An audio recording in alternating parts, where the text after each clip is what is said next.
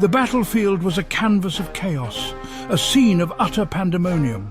Jagged mountains clawed at the crimson sky, their peaks piercing the heavens. Lightning split the heavens, illuminating the scarred earth below with blinding flashes. Armies clashed in a maelstrom of steel and shadow, their roars echoing through the chaos. This was no ordinary war, but a cataclysmic event. This was a battle for the ages. Gods against demons, light against dark. A struggle for the very soul of creation, a fight for universal balance. The air crackled with raw energy, charged with the power of the combatants. Divine power pulsed from the assembled gods, radiant and terrible in their might. Opposing them, the demons surged like a tide of darkness, their eyes burning with cold fire. The very fabric of reality groaned under the strain of their conflict, bending and warping. Every clash sent tremors through the world, shaking the ground violently. Each fallen warrior left a gaping wound in the balance of existence, a scar on reality. The river that snaked across the battlefield boiled and churned, a cauldron of turmoil. It wasn't water that flowed within its banks, but molten fury, reflecting the conflict raging around it. Above, monstrous creatures of shadow duelled with winged beings of light, their cries echoing across the ravaged landscape. The scent of ozone and blood hung heavy in the air, a grim reminder of the stakes of this desperate struggle. Leading the divine host was Zeus, king of Olympus, the mighty ruler of the gods. His presence alone was enough to inspire awe and fear in equal measure. His eyes crackled with celestial fire, a testament to his immense power and divine authority. The very air around him seemed to hum with energy. With a flick of his wrist, he hurled lightning bolts that tore through the sky, each one a deadly missile aimed at the heart of the demonic horde. Each strike vaporized scores of demonic entities, reducing them to mere shadows of their former selves. The battlefield was illuminated by the brilliant flashes of his divine wrath. Beside him stood Athena, goddess of wisdom and war, her presence a perfect blend of intellect and martial prowess. She was the strategist, the one who saw the battlefield as a grand chessboard. Her gaze was cold and calculating as she surveyed the battlefield, her mind working tirelessly to outmaneuver the enemy. Every move she made was precise, every decision calculated to bring victory. Her spear flashed, a beacon of deadly grace amidst the carnage. It was not just a weapon, but an extension of her will, striking down foes with unerring accuracy. Across the battlefield, the demonic legions rallied under their own dark champions, their twisted forms a stark contrast to the divine warriors they faced. A towering behemoth known as Belial, his eyes burning like molten gold, commanded the demonic vanguard. His presence was a dark shadow over the battlefield, a harbinger of doom. Each swing of his massive axe cleaved through divine warriors, sending their shimmering forms scattering like dust on the wind. His strength was unmatched, his fury unrelenting. At his side prowled Lilith, queen of the succubi, her beauty as deadly as any blade. She was a master of manipulation, her every move designed to ensnare and destroy. Her laughter, chilling and seductive, lured the unwary to their doom. It was a sound that promised pleasure but delivered only death. Belial roared, a sound that shook the very foundations of the world. It was a roar of defiance, a declaration of his intent to conquer and destroy. His voice was a guttural growl laced with the promise of annihilation. Every word he spoke was a curse, every command a death sentence. Lilith moved like a wraith, her form shifting in and out of existence, always just out of reach, but leaving a trail of shattered bodies in her wake. She was a phantom, a nightmare made flesh. The clash between these immortal champions shook the very heavens. It was a battle of titans, each blow a testament to their incredible power and unyielding will. Every blow unleashed cataclysmic forces, the impact resonating through the very fabric of reality. It was a symphony of destruction, a dance of death. The earth buckled under their feet, the ground itself unable to withstand the sheer force of their conflict.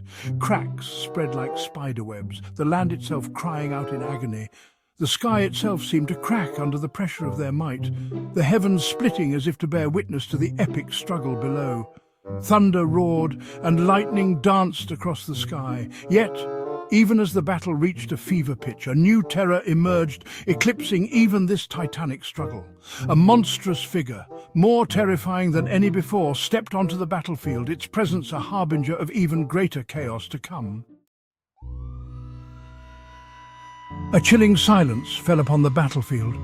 The once deafening roars of battle were replaced by an eerie stillness that seemed to stretch on forever. Warriors, who moments ago were locked in fierce combat, now stood frozen in place, their eyes wide with a mixture of confusion and fear. The clang of steel against steel ceased. The sound of metal meeting metal, which had been a constant, now vanished as if swallowed by the void itself. Swords were lowered, shields dropped, and the warriors, both mortal and divine, found themselves unable to move, as if an unseen force held them in place. Even the gods and demons paused in their struggle, their gazes drawn to the source of the sudden stillness. These beings, who had fought countless battles over eons, now found themselves united in their shared sense of dread. Their eyes turned skyward, searching for the origin of this unnatural calm. From the heart of the maelstrom, a swirling vortex of pure darkness materialized, its edges crackling with raw, untamed power. The sky itself seemed to tear open, revealing a chasm of nothingness that threatened to engulf everything in its path. Lightning danced around the edges of the vortex, illuminating the faces of those who dared to look upon it. This was no ordinary darkness. It was a void that seemed to absorb all light, all hope. It was as if the very essence of despair had taken form, swirling and churning with a malevolent intent.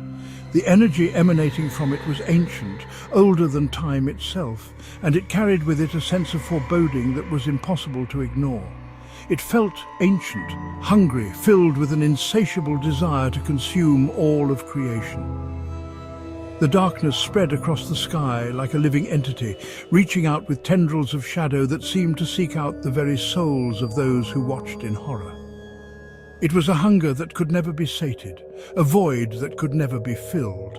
The air grew heavy, suffocating. Each breath became a struggle, as if the very atmosphere was being drained of life. A thick fog began to roll over the battlefield, adding to the sense of impending doom. It was as if the world itself was holding its breath, waiting for the inevitable. The very light of the sun seemed to dim, as if consumed by the encroaching void. The once bright and vibrant battlefield was now cast in shadow, the sun's rays unable to penetrate the darkness. It was as if an eclipse had occurred, but this was no natural phenomenon. This was the work of something far more sinister. Then, from the depths of that abyss, a voice boomed.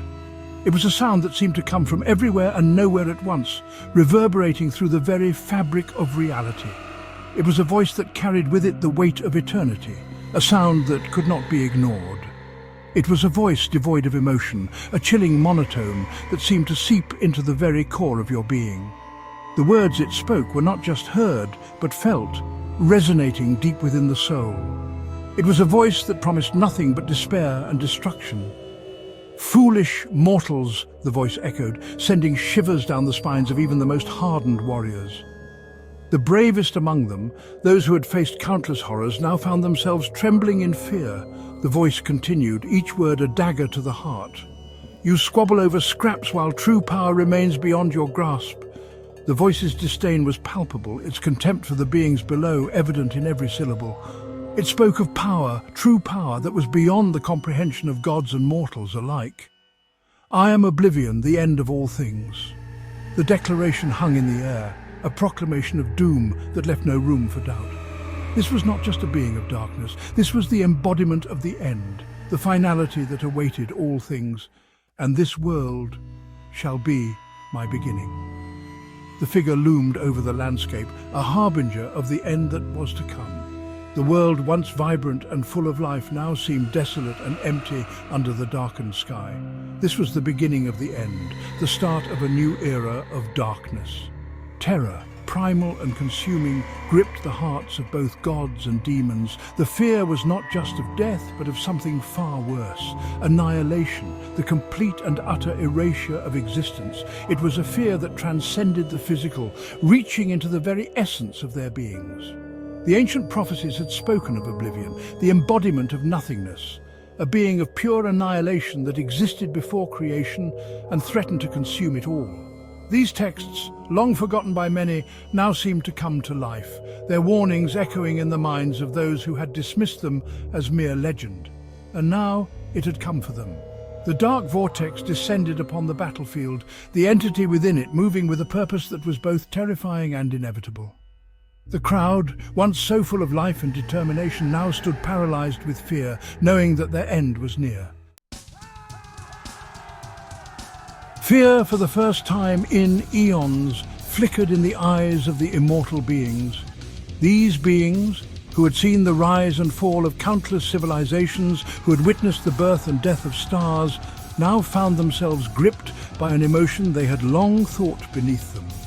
The very essence of their immortality seemed to tremble as they faced an unprecedented threat. The gods, their faces etched with concern, exchanged uneasy glances. Their divine wisdom and power, which had always been their shield, now felt like a fragile barrier against the encroaching darkness. They whispered among themselves, their voices tinged with a rare vulnerability, as they tried to comprehend the magnitude of the danger that loomed over them. Even the demons, creatures of chaos and destruction, seemed cowed by the sheer magnitude of the threat before them. These beings, who thrived on fear and fed on the suffering of others, now found themselves paralyzed by the very emotion they so often inflicted. Their usual bravado was replaced by a palpable sense of dread, as they realized that their own existence was at stake. For they knew in that moment that their petty squabbles meant nothing in the face of such overwhelming darkness. The rivalries and conflicts that had defined their existence for millennia seemed trivial compared to the existential threat that now loomed over them. The void that approached was not just a physical darkness, but a force that threatened to erase everything they had ever known. Gods and demons, I have never spoken these words before, but today we stand on the precipice of oblivion. Our ancient enmities must be set aside, for the enemy we face is unlike any we have ever encountered. This is not a battle for power or dominion, but a fight for survival itself. Our enemy is no longer each other, but the very fabric of existence itself. The cosmic balance that has sustained us for eons is unraveling, and if we do not act, we will all be consumed by the void. This is a threat that transcends our individual desires and ambitions. We must unite, or we will be consumed together. Our only hope lies in our ability to stand together, to fight as one against the darkness that seeks to engulf us. This is a moment that will define our legacy, a test of our resolve and our willingness to put aside our differences for the greater good. A murmur rippled through the ranks of both armies. The idea of such an alliance was almost too much to comprehend, yet the gravity of the situation left them with no other choice. The murmurs grew louder, a mix of fear, uncertainty, and a glimmer of hope that perhaps, together, they could overcome the insurmountable. The idea of gods and demons fighting side by side was unthinkable, anathema to their very nature. Yet the sheer terror emanating from the encroaching void trumped even their ancient hatreds. In that moment they realized that their survival depended on their ability to forge an alliance, however uneasy it might be. Yet the sheer terror emanating from the encroaching void trumped even their ancient hatreds. The void was a force of pure annihilation, a darkness that sought to consume all light and life. It was a threat that left no room for pride or enmity, only the stark reality that they must stand together or perish. Very well, Zeus, but know this, once this oblivion is dealt with, our truce ends. We will fight together now, but do not mistake this alliance for friendship. Our ancient grudges will not be forgotten, and when the time comes, we will settle our scores, and the armies of darkness will have their due. We will fight with all our might, but once this threat is vanquished, the old ways will return. The balance of power will be restored, and the conflicts that have defined us will resume. And so an alliance, born of desperation and fueled by the fires of self-preservation, was forged. It was an alliance that defied the natural order, a union of light and darkness, of creation and destruction. Yet in that moment, it was their only hope. Gods and demons, Their differences, temporarily forgotten, stood shoulder to shoulder, united against a common enemy. They prepared for a battle unlike any they had ever faced, knowing that their very existence depended on their ability to fight as one. The fate of the cosmos hung in the balance, and for the first time in eons they were truly united.